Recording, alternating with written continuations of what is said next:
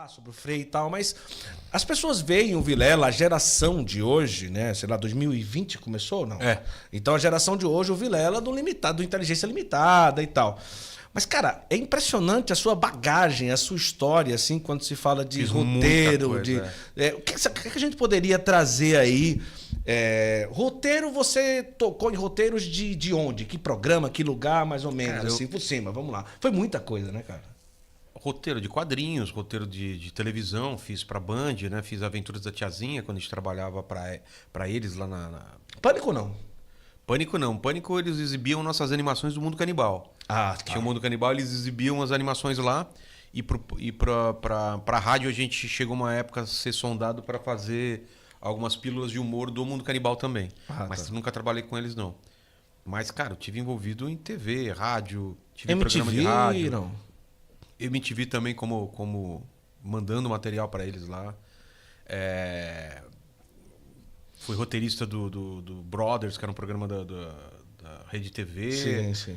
Fiz quadrinhos aqui pro Brasil, fiz quadrinhos pros Estados Unidos, fiz Marvel. Fez Marvel? Fiz. Mas quando você desfez, você escreveu ou desenhou também? Só desenhar naquela época, eles contratavam só para desenhos os brasileiros.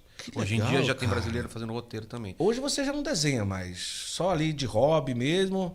Só de brincadeira, assim. Mas até uns 2 anos atrás eu desenhava quase todos os dias.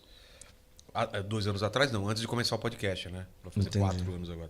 Eu, quando fazia comédia stand-up, eu tinha um outro dia que eu ainda desenhava, fazia minhas páginas de quadrinho, mas hoje em dia eu não estou conseguindo pelo ritmo lá do podcast. Mas escrever eu ainda escrevo, né? Agora, como foi esse processo de chegar a fazer stand-up? Como você fala que tinha medo, era tímido. Como que foi, assim, passar, assim, de A para B, assim? Porque o stand-up é cara limpa, tá lá, microfone...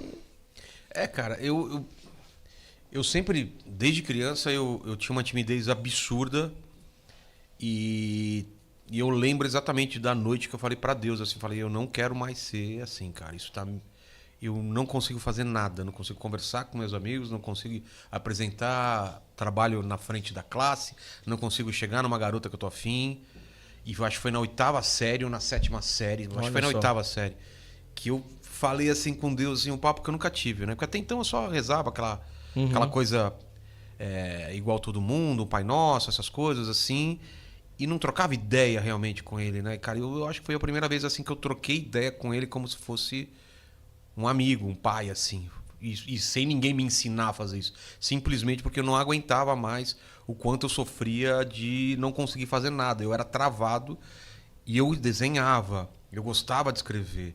E eu achava que aquilo ia me fazer muito, muito mal no futuro, como já me fazia. E eu lembro de trocar ideia assim, falar, eu não quero ser assim, eu não vou ser assim.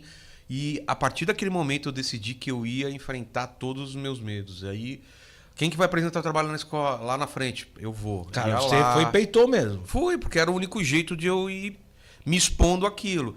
Ah, tem aquela menina, tava no shopping, quem que vai chegar? Fala, vou chegar, mesmo que, cara, seja a coisa mais vergonhosa, seja destruído. E assim eu fui construindo, e aí você vai vendo que, cara, mas pode acontecer o quê? Você passar vergonha? Todo mundo te zoar? Todo mundo ficar apontando o dedo e rir pra você? Então, quando você se torna essa pessoa que não tem mais esse medo de passar a vergonha, porque você enfrentou aquele medo que você tinha, e você vai vencendo, daqui a pouco você fala, pô, cara, não sei como você consegue ir lá falar com aquela mina do nada, como você consegue ir lá na frente apresentar o trabalho, porque eu fui me expondo a esse medo e fui vencendo, e tem uma parte de Deus aí que realmente me transformou de alguma forma. Agora, não adianta Deus se transformar e você continuar seguindo da mesma forma. Parece o cara que pedia para Deus para ganhar na loteria. Você não é filho único. Sou mais velho. O mais velho. Quantos irmãos? Uma irmã só. Uma irmã, não é? Mas seu pai ou sua mãe é mais tímido, que você acha que puxou meio a personalidade? Cara, acho que nenhum dos dois, cara. Nenhum dos dois, cara? Nenhum dos dois é tímido, não. Nem minha irmã, nem meus pais. Era uma coisa minha, era uma coisa que até hoje eu tenho, que é uma cobrança absurda sobre resultados. Ah, é? Então eu me cobrava muito assim, e se eu for lá e falhar? E se eu vou falar e tomar um não?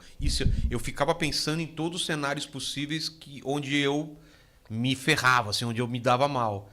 Isso eu tenho até hoje, só que isso hoje eu só uso ao meu favor. Eu falo, tá, pode acontecer isso, tá, o que eu faço para não acontecer isso? Tá. Então treina a equipe para isso.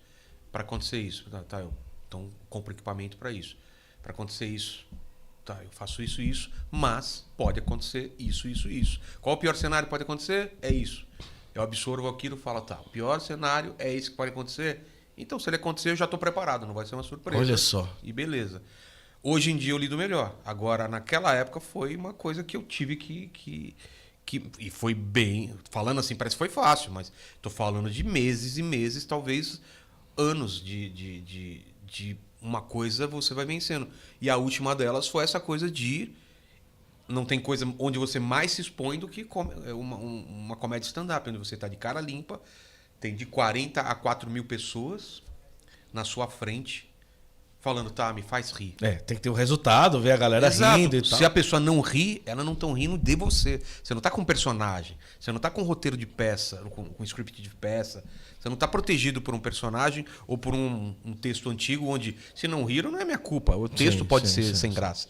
Então, esse foi para mim foi tranquilo, porque era só mais um desafio. Primeira vez que eu fui fazer stand-up, eu não chamei ninguém. Porque eu falei assim, vou fazer sem nenhuma pressão. Não tem amigo, não tem namorada, não tem pai, mãe. Vou lá, se for ruim, simplesmente não é pra mim, não faço mais. E se aquilo for legal, eu continuo fazendo. E foi isso que aconteceu. Foi muito bom. O pessoal curtiu. Eu assisti o vídeo, hoje eu vejo, claro que eu era ruim pra caramba naquela primeira. Mas como era a primeira apresentação, acho que o pessoal também dá esse desconto à plateia. E de lá não parei mais. Mas realmente é muito complicado. E hoje em dia, eu te falo... sem o menor modéstia, não. Eu posso ser um público de 100 mil pessoas, 1 milhão de pessoas. Eu entro e faço o que eu tenho que fazer. Porque, cara, o que pode acontecer?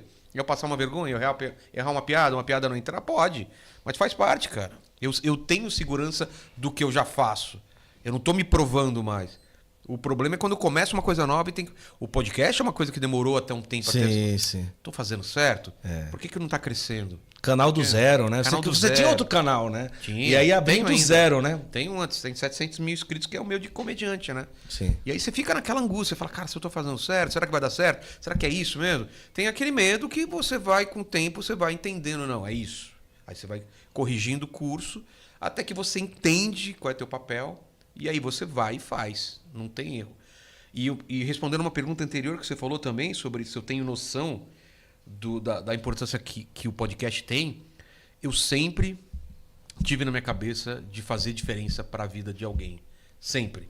Isso eu estou falando até no meio de arte. Se você olhar uma pintura minha e aquilo te tocar, para mim aquilo já fez diferença. Sim. Então, isso fazer diferença na vida das pessoas é uma coisa que eu me importo muito.